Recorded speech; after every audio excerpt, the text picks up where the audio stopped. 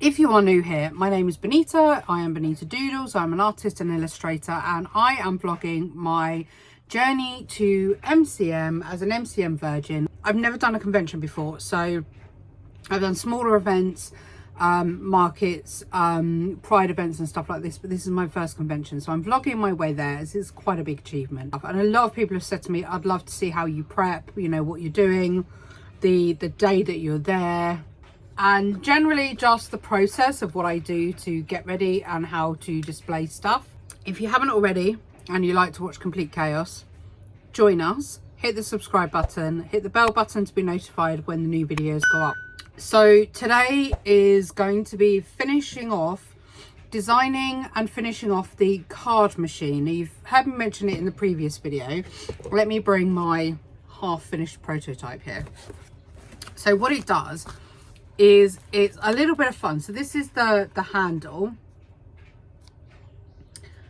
and we've got a little arrow on it, and this will stick to the side of this box here. Doesn't look like much right now, but it will do. And then you turn it. I'm going to show you very quickly. I borrowed kids' Pokemon cards, so my prints will be roughly this size, if not just a tiny bit bigger. So they go in the little back here. When the handle is on, you then rotate it, and out pops. Don't focus on me, camera, hang on.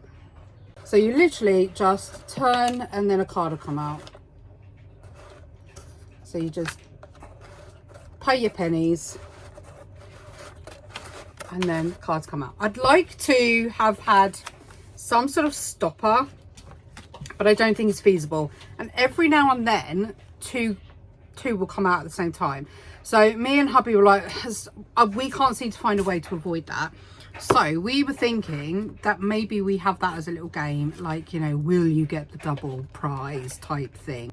I'm going to set up a password. So if you come and visit me at MCM and you have the password, I will sign the print for you. So you have a signed print. So whereas everybody else will just have a normal one, you'll have a special signed one.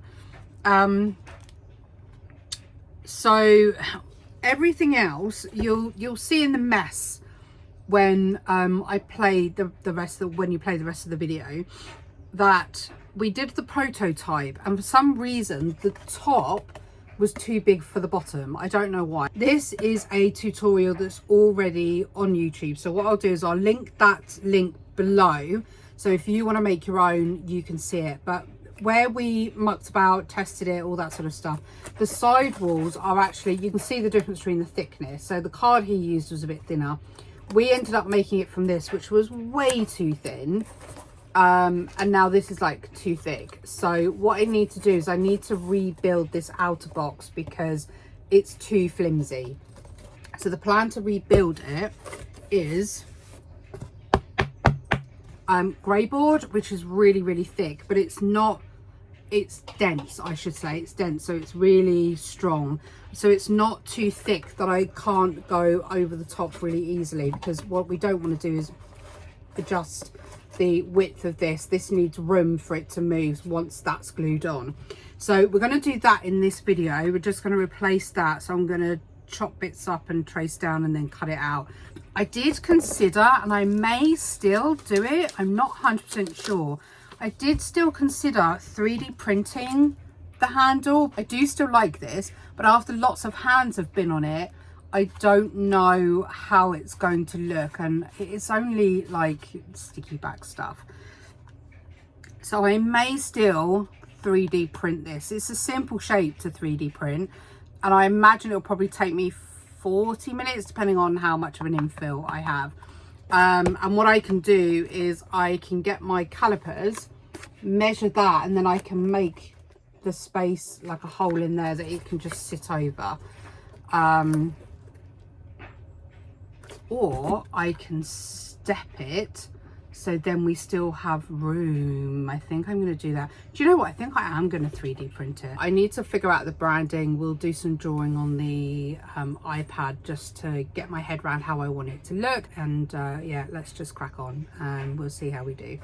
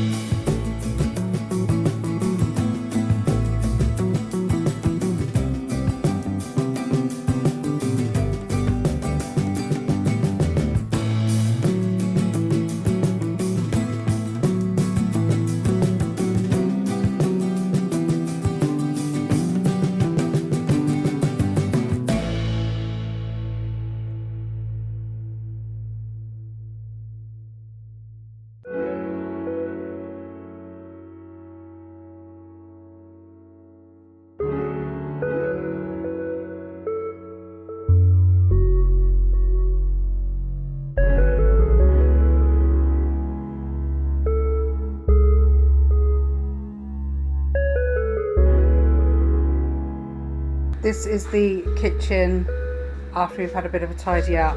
I'm going to give you a bit more detail about this and how it's working so far.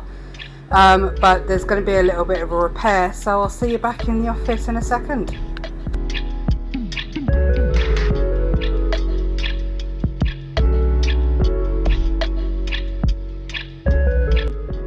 Okay, I don't know after how everything has gone technically wrong today, this is going to pan out, but I've turned it all on.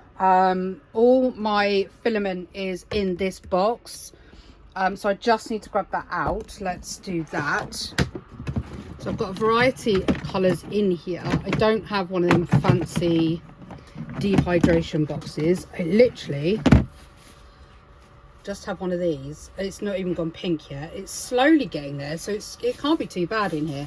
But I've got two of these, so I can swap them over when this one's drying, but that just sits in here just to keep any of the moisture out. And I think I want to, I don't know what the transition's going to be like, but I think I want to do it in the rainbow. These are all the filaments that I have. I don't have tons, but all my favourite colours. Thought you might be interested just to see my process of how I made the handle. You can use SVGs really easily in Slicer, which is a program that I have to use to 3D print the actual handle itself.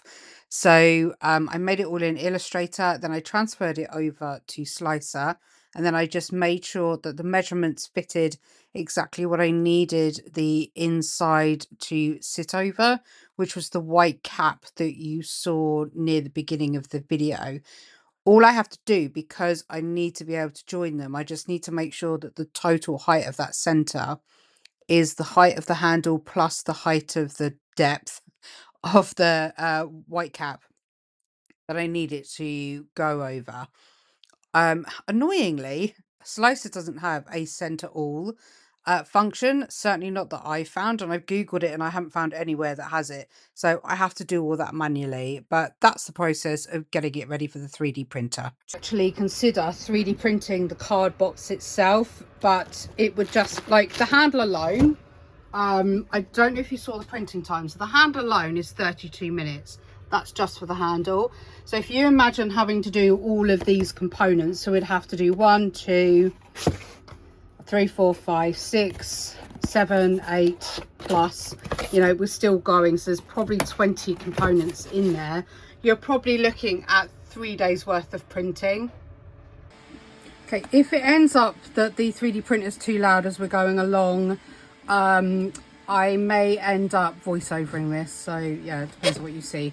So I'm just going to grab another couple of bits of grey board. I don't really need to talk over this section, but I just really wanted to let you know what I'm doing. If you remember from the beginning, the walls were really thin, so the top and the sides were really thin, so I needed to make a really stable version, so that's what I'm doing with the grey board. I'm just having to remeasure all the top sizes and the arch that needs to go over the handle. I just thought it'd be nice for you to see the process that I went through, seeing as half of it was missing from all of the hiccups that I had previously, where I was literally trying to empty all my phones, trying to get some space back. Like I say, the GoPro had died on me, so I couldn't do anything with that until it was charging. Like, literally every technical hiccup you could think of just happened, which is not unusual for me. If you've ever been in my live feeds before or have done any of my Patreon tutorials in the past, it's a given that I'm going to have a technical hiccup somewhere along the line.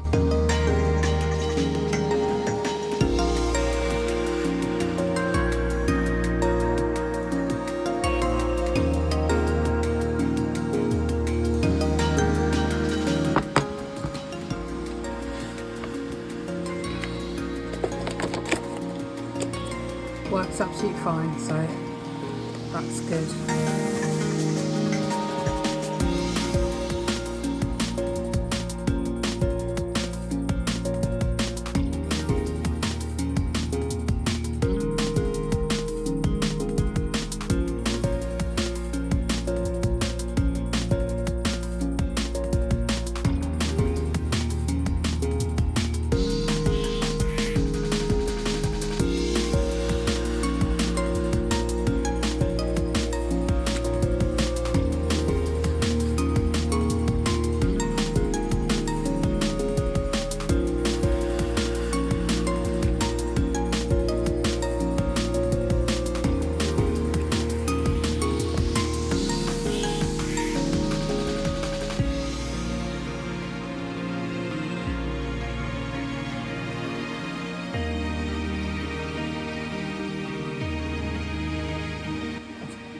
So overall it is much more stable, whereas the previous one, it was blowing on all sorts of stuff. So like I say, we checked, it should fit.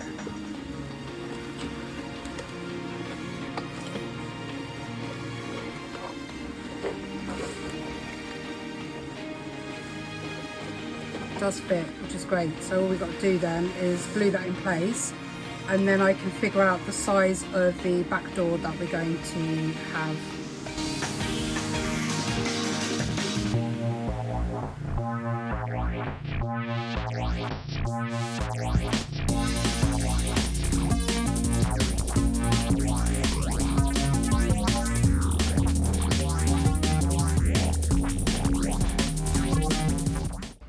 Okay, so the new one has printed. It's given me a little bit of variation, which is nice. It feels better, I think. We gave it more sides, so I decided to, like, it felt more comfortable in the hand. I didn't go much bigger because actually I felt that this was quite big. So if we've got little hands, so I did shrink the dimensions slightly. I think this was 100. I went with 85 in the end, and this now fits over the cap. So all I need to do is glue this cap back on to the machine after I've done all of the decoration, and then yeah, hopefully it'll be okay. Right, to be able to do the back, what I've done is I've actually put a bit of a sticker paper down already at the front, because I'm not going to be able to get up and inside once it's all put together. So I've put that on now, and then when I come to do the front branding, it doesn't matter if I only come up to here. This has already been done, so if I miss anything, it's not going to be an issue. So to get the back, literally all I'm going to do is draw around. So I don't know whether I'm going to maybe have like a little magnet and it just lay down like that, or whether I open it like that. I haven't decided yet. I need to make that decision, because when I come to cover it, I've got to do it. Although I can probably do this bit last and then figure it out from there, really. But that's the next job, really, is just getting it all designed. So I'm going to try and get the template into Procreate, and then we'll sit and do some drawing.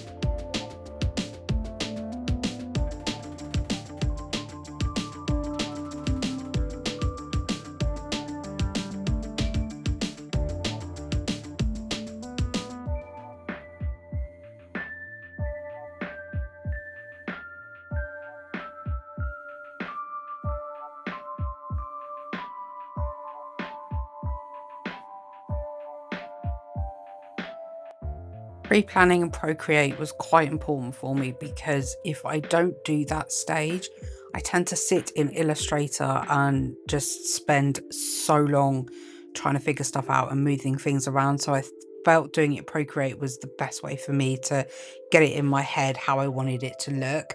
I fell on this format of like this rundown Doodle Den, but you know, awesome art comes from this little den that Doodles does his creations in. And if you followed me for a while, you're familiar with the fact that my little office area is nicknamed the Doodle Den. So that's sort of why I went down that route, and I just thought it looked really cute. And you'll see at the end that it was definitely the best decision, because it just sat really well. I had a few issues which you'll see in a moment, but overall I'm really happy with how it all turned out. I've lost count now of how many times I've shrunk the image down, printed it. I've actually not done it on borderless this time, and we still somehow it gets printed oversized. I think I'm pretty much there, but the annoying thing is once I fold that round, for example, the open sign will be bent. But I think what I'm going to do is I'm going to print him out separately. I'm going to print the frame out separately and the open sign, and actually have them 3D. So I'll put the frame on flat probably, then I'll put some raised sticky pads behind Doodles, and then just make the open sign a bit higher so that sits in front of Doodles, so it doesn't matter when this is folded back. So I'm pretty happy with the design. It's just a case now of repeating the woodwork all the way around. Hubby said about putting a window on this side, which I possibly will, or I'll hang some like posters or whatever. Don't know yet. And then the brickwork will follow around on the bottom, the woodwork on the top.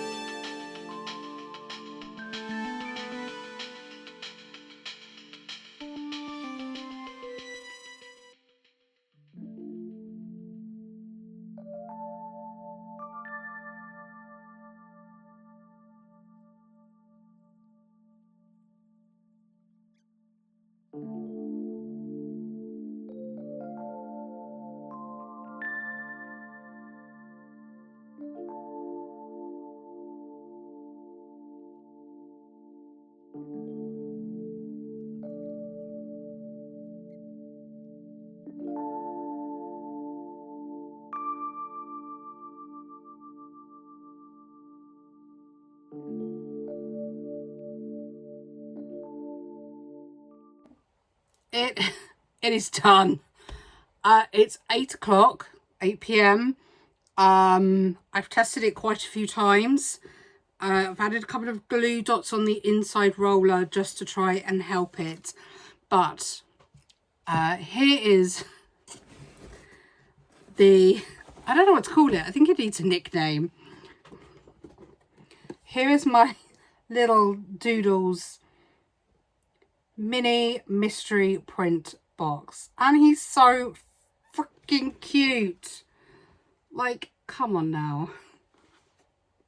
I'm actually really happy. I'm really hot and I'm really hungry and I'm really flustered. But, like, I'm so freaking happy with how it's turned out. And the handle, and it just sits beautifully. Like, I just, chef's kiss with how well the handle sort of fits and works. And my little staff only. So this will be storage. I might have to put some weight down there. I don't know.